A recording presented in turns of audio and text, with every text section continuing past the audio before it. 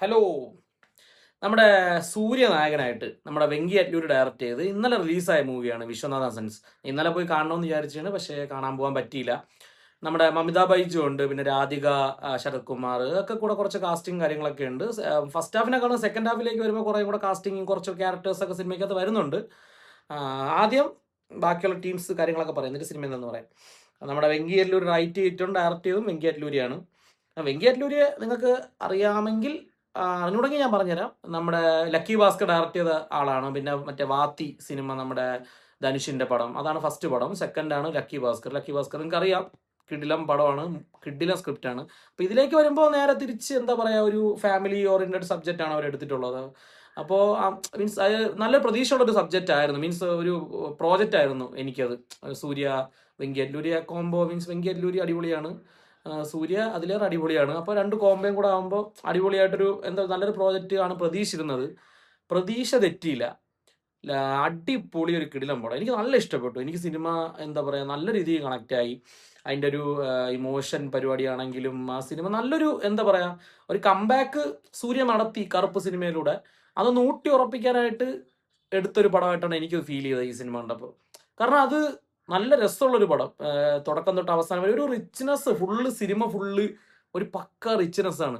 എല്ലാം scene by scenes ഒരു rich ലുക്കാണ്. ഒരു എന്താ പറയാ ഒരു ഷോക്കായിട്ടുള്ള സീൻ അങ്ങനെയല്ല, ഒരു റിച്ച്നെസ് സിനിമയ്ക്കകത്തുണ്ടായിരുന്നു. ഇപ്പോൾ നമ്മുടെ മമിതയുടെ സീൻസ് ആണെങ്കിലും മമിത അടിപൊളിയായിരുന്നു കേട്ടോ. എന്ത് പറഞ്ഞാൽ ഇഷ്ടംപോലെ, സത്യം പറഞ്ഞാൽ വേറെ ആരെങ്കിലും ആണെങ്കിൽ ചിലപ്പോൾ നല്ല ഓവറാക്കി ചളവാക്കി കോളമാക്കി എടുക്കേണ്ട കുറേ സീൻസ് ഉണ്ട്. പക്ഷേ പുള്ളിക്കാരി അതിനെ നല്ല രീതിക്ക് ബാലൻസ് ചെയ്ത് കൊണ്ടുപോയിട്ടുണ്ട്. എനിക്ക് തോന്നുന്നു മമിത ബൈജു ആണ് ഇതിൽ ഏറ്റവും കൂടുതൽ സ്ക്രീൻ സ്പേസും എന്താ പറയുക പെർഫോമൻസ് കൊണ്ടും അടിപൊളിയാക്കിയിട്ടുള്ളത്. പിന്നെ രാധിക, ശരത് കുമാർ, ഇത്തിരി ഇമോഷൻ സാധനങ്ങളൊക്കെ ഉണ്ട്. ഞാൻ ഒരു സീന് കരഞ്ഞു കേട്ടോ, ഉള്ള കാര്യം പറയാം. ഞാൻ ഒരു സീന് കരഞ്ഞായിരുന്നു. ഞാൻ തിയേറ്ററിൽ ഇരുന്ന് ഞാൻ ആരും കാണാതെയൊക്കെ പയ്യിരുന്ന് കരഞ്ഞു. അതൊരു സീന് വരുമ്പോൾ നിങ്ങൾക്ക് എല്ലാവർക്കും കണക്റ്റ് ആവും എന്നാണ് എൻ്റെ പ്രതീക്ഷ. ആ ഒരു സീന് ചിലപ്പോൾ എന്തായാലും കരയാൻ നല്ല ചാൻസ് ഉണ്ട്.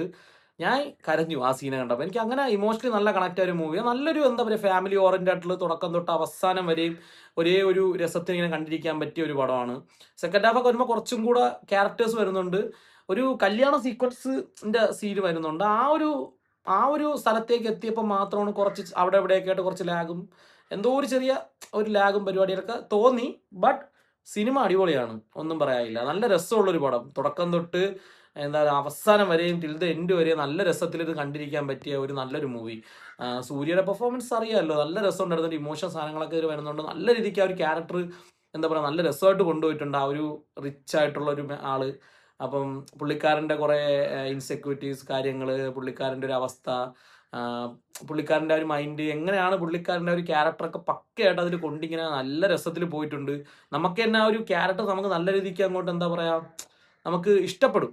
നമ്മൾ ഇപ്പം മമിതയ്ക്ക് പുള്ളിക്കാരന് ഇഷ്ടം തോന്നും, അതേ ഒരു എന്താ പറയുക അതിൻ്റെ ഒരു വേറെ ഒരു രീതിക്കുള്ള നമുക്കൊരു ഇഷ്ടം, നമുക്കൊരു ആ ക്യാരക്ടറിനോട് നമുക്ക് തോന്നും. മനസ്സിലായോ? അങ്ങനത്തെ ഒരു നല്ലൊരു ക്യാരക്ടറാണ്, നല്ല ക്യാരക്ടർ ഡെവലപ്മെൻ്റ് ആണ് ചെയ്തിട്ടുള്ളത്.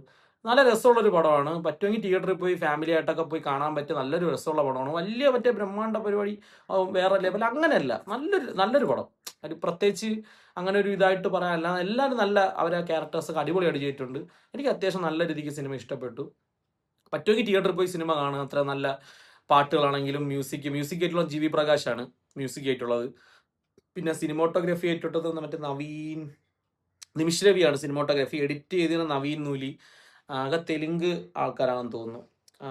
പിന്നെ അങ്ങനെ നല്ലൊരു പടം. പറ്റുമെങ്കിൽ സിനിമ ഒന്ന് തിയേറ്ററിൽ പോയി കണ്ടു നോക്കുക, നിങ്ങൾക്ക് എല്ലാവർക്കും ഇഷ്ടപ്പെടും എന്ന് എൻ്റെ പ്രതീക്ഷ. ഓക്കെ, നല്ലൊരു മാസ് മസാല മൂവി അല്ലെങ്കിൽ നല്ല അടിപ്പടം അങ്ങനെയും കാണാൻ വേണ്ടി പോവല്. തുടക്കം തൊട്ട് അവസാനം വരെ ഒരു എന്താ പറയുക നല്ല രീതിക്ക് ഒരു ഫാമിലി ഓറിയന്റഡ് സബ്ജക്റ്റിന് അങ്ങനെ നല്ല രസത്തിന് ഇമോഷൻസ് ഒക്കെ ഇങ്ങനെ ബ്ലെൻഡ് ചെയ്ത് ഇമോഷൻസ് ഒക്കെ ഇങ്ങനെ എടുത്തെടുത്തെടുത്ത് അങ്ങനെ പോകുന്നൊരു മൂവിയാണ്. അതുകൊണ്ട് ആ രീതിക്ക് കണ്ടിരിക്കാൻ പറ്റിയൊരു മൂവിയാണ്. നിങ്ങൾ എന്തായാലും ഒന്ന് കണ്ടു നോക്കുക. ഓക്കെ.